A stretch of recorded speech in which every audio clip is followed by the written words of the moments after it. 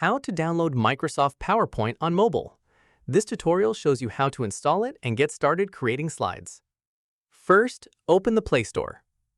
Tap the search bar. After that, type Microsoft PowerPoint and tap Search. From there, tap on the official Microsoft PowerPoint app from the results. At this point, tap Install.